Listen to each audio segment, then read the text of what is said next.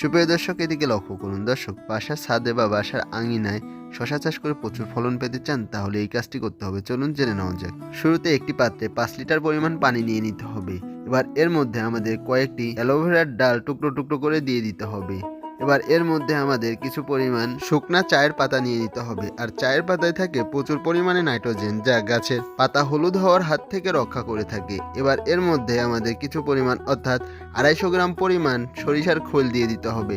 আর সরিষার খোলে থাকে প্রচুর পরিমাণে আমিষ, যা গাছের বৃদ্ধিতে সহায়তা করে। এবার এর সাথে আমাদের 2 চামচ পরিমাণ হলুদের গুঁড়া দিতে হবে।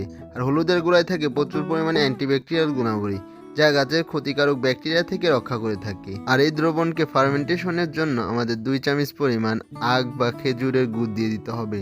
এবার এই দ্রবণটিকে ভালোভাবে নেড়ে নিতে হবে। নেড়ে আরও 10 লিটার পরিমাণ পানির সাথে ভালোভাবে গুলিয়ে প্রত্যেকটি গাছে এভাবে স্প্রে করে দিতে হবে।